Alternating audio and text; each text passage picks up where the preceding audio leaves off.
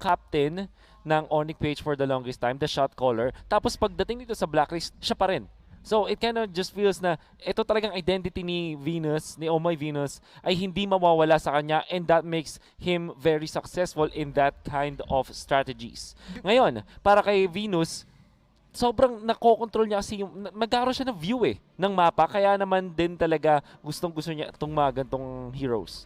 And thinking about it, Wolf, storyline lang dito, when Venus came in doon sa Blacklist International, parang almost certain na tayo lahat na siya na yung magiging captain yan. And gano'ng kahirap yun. Coming from another team, ikaw agad yung gagawing captain. Sobrang hirap na. I can't imagine. Sobrang na-surprise din ako na ang Blacklist International ay mabilis mag-adapt kung ganon. Well, if you're looking at the sidelines, kumbaga, nandiyan si Edward, nandiyan si Eson, players that are very open to unusual picks. In fact, nakita natin sa previous na iterations ng Blacklist International, sila din naman yung mga players na willing na gumamit ng mga out-of-the-meta heroes. Siguro dahil doon sa personality nung ibang mga members ng Blacklist, naging swabe yung pag-integrate sa Oh My Venus as a captain.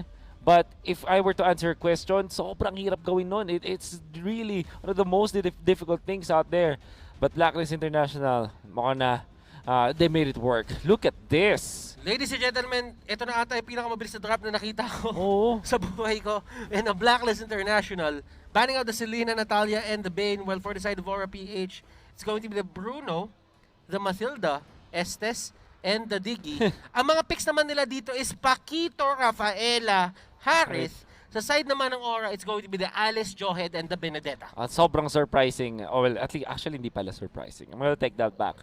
This is one thing na ginawa ng mga teams na laban sa Blacklist. However, hindi naman ganun ka-effective. Banning out all of, using 3 of your bans sa una just to control the hero pool ni Oh My Venus. Yun yung medyo nakakapagtaka dyan. But, nevertheless, it is what it is. Para sa Blacklist International, sinicure na nila yung Rafaela in combination with the Paquito. Siguro weird yung Harith na kinuha agad siya, but in a way, it answers so much. Kasi hindi siya ganun ka-problemado sa Johed and sa Benedetta na eventually ay pinik dito ng RPH. Maybe yung Alice, dahil dun sa instant stun, courtesy of the second skill ng Alice, baka mamroblema siya. But overall, Harith na may kasamang Rafaela, almost only dash to. Unsustained din. Then again, Wolf, kailangan kasi i-set up din ng Aura PH yung Alice na yan kahit may instant stun sila sa isang Harith. Kailangan nila ng isang burst hero na magdi-deal ng damage dito kay Harith. Yes, Benedetta can be that hero, pero kasi ang problema ng Benedetta dito is depende pa yun sa pacing ng items niya. Yung Yi Sun-shin picked up by Aura PH, napaka-talinong choice, I would say. Kasi ang Yi Sun-shin ay napakabilis mag-jungle at hindi siya ganun kadaling i-force out of the jungle. At kung titignan mo ang heroes ng Blacklist International, Rafaela, hindi ganun ka disruptive when it comes to invading or jungle choking. Yung Paquito na tank, pwede pa siguro, but I doubt Blacklist International will use this Paquito as a tank, knowing na ang lupit din ng mga side lanes ng Blacklist International using this particular hero. Aura PH, this could be, sabihin na lang natin, isang deny pick para sa Blacklist International. Kasi si Wise, we know that isa siya sa mga pinakamagagaling na YSS players dito sa Pilipinas. That's also true. Oh, Blacklist International looking for the burst. Oh, Tigreal. And the carry. Unti-unti nating i-breakdown to, Butters. Tigreal, isang hero na very good against the Benedetta. Dahil ang mga heroes na usually, yung mga tanks natin na napapang-counter sa Benedetta, meron lang silang 1 or 2 stuns. But for Tigreal, ang dami niyang crowd control para din naman na hindi makapagtipid or at least hindi ma-save ni Benedetta yung kanyang second skill, Eye for an Eye. Carry, however, ito yung nakakagulat na pick. But hindi natin pwedeng tignan si Carry lang. Kailangan man tignan yung supporting niya, which is the Rafaela. Rafaela plus Carry, totally different story siya. Kaya nga naman talaga pinili siya ng Blacklist International. I agree, Wolf. Aura PH going for that Kagura. Nakita natin yung game nila nung day number 1. Very successful Kagura games for Greed. Yes. And right now, this is your draft. Tama ka dun, Wolf. Rafaela and Carry combination ang gagamitin dito ng VY tandem. Oheb on the side lane, Harith and Edward, Eson. Sila ang magiging, sabihin natin, torre or pundasyon na itong side ng Blacklist. Well, for the side of Aura PH, ang high impact din nung damage output na madidil nila dito into the early game given na maganda yung pacing nila. Yeah, let's say na if yung Aura PH ay magsisimula sa laban na to na nakukuha nila lahat ng jungle na kailangan nila, Alice gets the farm, tapos yung yung 4 members of Aura PH, they get to go around the map at hindi sila ma-force ng Rafaela. Yes, it's true, maganda kanya nilang early game. It's just very scary dahil ang kanilang katapat, Blacklist International, nakokontrol nila yung early game dahil sa kanilang Venus rounded draft around this captain, of course. And we'll see kung makakontrol yan ng Aura PH. You know what? Tanungin lang kita ngayon ha. I'm very interested in this. Nasa baba dito si Benedetta at si Paquito. Ano yung tingin mo sa matchup na yan? It's pretty even kung usapang maharasan kasi ang lakas dahil dun sa mga nerfs sa Benedetta ay hindi na siya gano'ng kabilis mag-clear ng waves. Pero if you're gonna play this smart, pwede sila mag-iwasan lang palagi. Pero ito yung kagandahan obviously, kapag may dumalaw, nakakuha ng bonus kills. Eson doon, paying the price, pero tingin ko naman ay nagawa niya naman yung trabaho niya delay ng onte. Hindi man niya nanakaw, which is hindi naman yun yung primary objective nila. But still, Kilowash gets the first stack doon sa kanyang Festival of Blood. And that's going to help him dito sa matchup na to. Kanina nga, nasabi natin na yung harass ni Paquito, kakaiba talaga. Pero at least, meron na siyang 1% out of that 12 na kahit pa paano tutulungan siya. Exactly. I wanna say dun sa Benedetta versus the Paquito na matchup, outside laners will say na even lang yan at nasa bitawan na lang yan But I would say mas maganda ang Paquito sa patch ngayon just because of the nerfs dun sa Benedetta. At not only that, yung Paquito, hindi mo matatanggal na meron siyang dalawang actually, pwede pa tumatlo kapag tamang-tama yung management mo. So that means na yung playmaking potential mas mataas sa Paquito, which is needed sa Blacklist International in that draft. Yeah, and looking at it, Wolf, nakikita natin yung ibang teams dito, nag-iba yung take sa Benedetta May mga teams like Bren Esports na ginagamit na nila yung Benedetta doon sa may jungler path. Ngayon, ano nga ba yung mga ways para talaga laruin si Benedetta? Napaka-flexible naman netong hero na to. Exactly. Before the patch, I think lahat halos ng position instead, except the mid lane. Pero actually, ginamit din ang mid lane. So technically speaking, all of the positions pwedeng laruin si Benedetta. Sa ngayon, I would say the most effective usage of the Benedetta is the jungler role. At kita-kita natin yan kahapon seeing Carl TZ use it. Kasi nga naman, dun, yung mga nerf sa kanya ay parang pinahirapan ng yung kanyang wave clear potential na kapag naman meron kang double buffs ay malakas ka pa rin. Pero merong engagement dito and look at that, yung push back Eson dito, siya na naman ang target ni Rafflesia. And Rafflesia even burning yung kanyang flicker doon. Rafflesia wala siyang pantakas dito and Creed. Binato sa kanya si Venus pero may flicker si Venus dito. And that is going to be 1 kill going to the side din ng Blacklist International. Kaya nakikita natin difference ng carry only versus carry and Rafa together. And look at that, ladies and gentlemen. Isang dalaw lang dito ni Kilowash. Tumumba na sila and Eson dito. Kakauwi mo lang. Papauwiin ka ata ulit ng Aura. Hindi aabot ang damage with a sliver of HP. Eson will get away.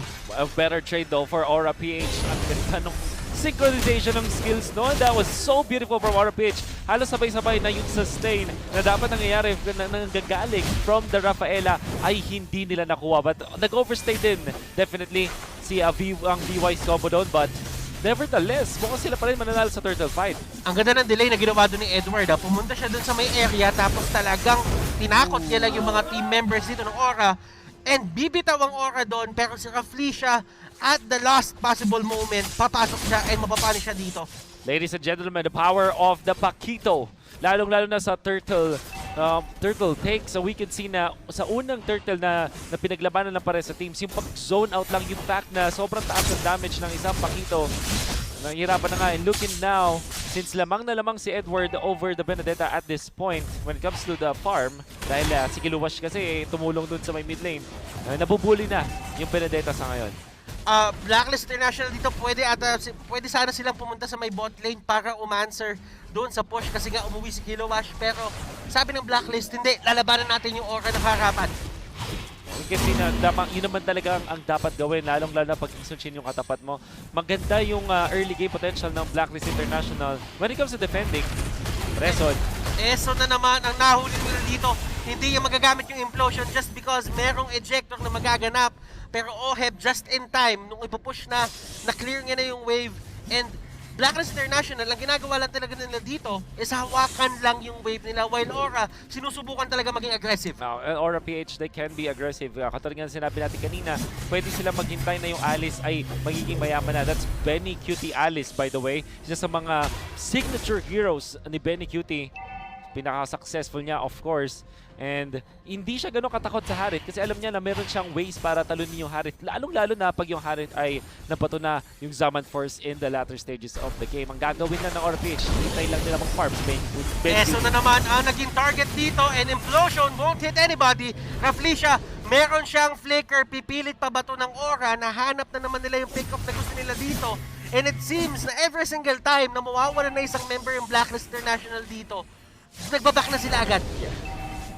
Alam ng Aura PH kung ano kailangan gawin ngayon, which is to invade this carry. Delay lang talaga nila mag-farm si Wise and they're gonna be happy about this. While YSS nandoon sa may side ng Turtle, he will get it. Edward dito, nag-engage, wala siyang mananakap, tatakbo lang ng paunti-unti dito ang Aura at hindi na nila ipipilit kahit nasa kanila pa yung Turtle buff. Wolf, looking at it, Aura PH at the last possible moment, talagang kinover lang nila lahat ng entrances sa jungle dito ng Blacklist International papunta sa Turtle.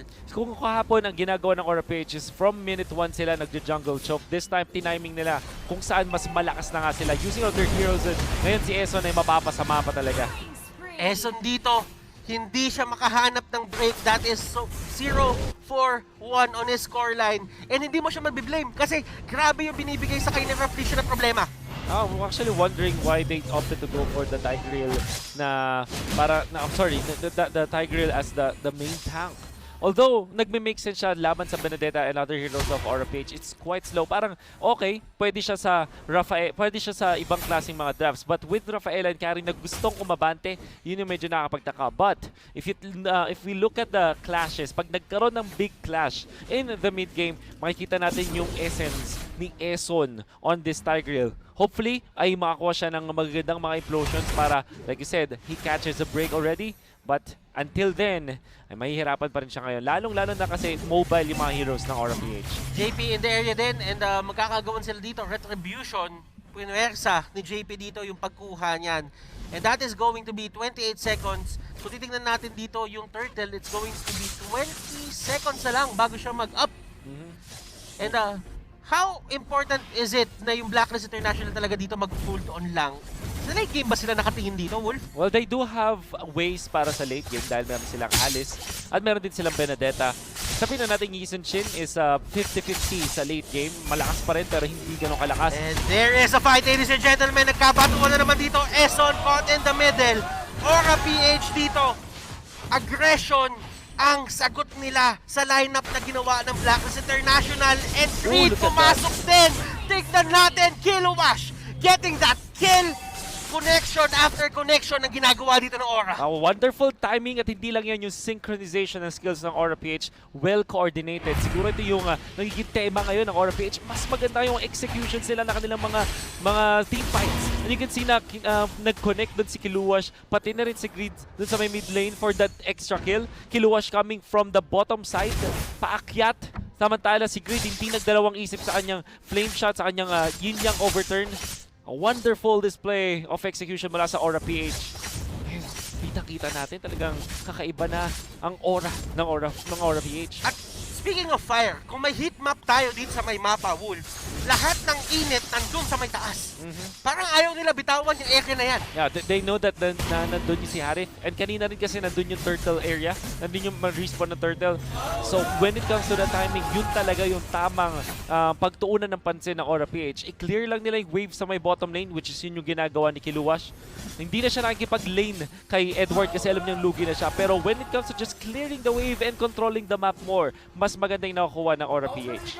And Grid dito, medyo may onting pang-iirita na ginagawa dito sa side ng Blacklist. Tinitipihan niya talaga si Venus ang nagiging katapatan niya dito. In terms of range, in terms of vision, mananaig talaga dito yung Kagura eh. Yeah. And a lot of people are asking me kung sino yung kung anong indirect buffs na sinasabi ko. One of the recipients of that is Ethan Shin. Kasi humina lahat alas ng skills niya when it comes to that damage.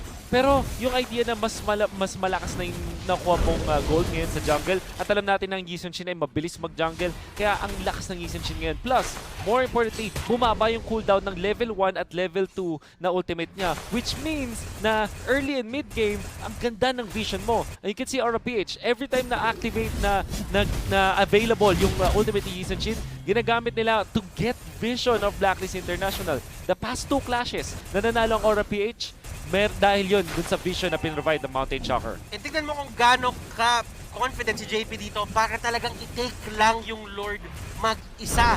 And Venus dito, nahuli, Greed, even using the Yin Yang overturn. Buti na lang, meron flicker si Venus dito. Will there be a fight? Eso na naman, humarap na naman siya dito. Pwede naman siya parusahan. At ando sa likod, Benny Cutie! Going in! Catches 3! Ladies and gentlemen, kaya pa nilang i-take advantage. Etong ginawa ni Benny Cutie.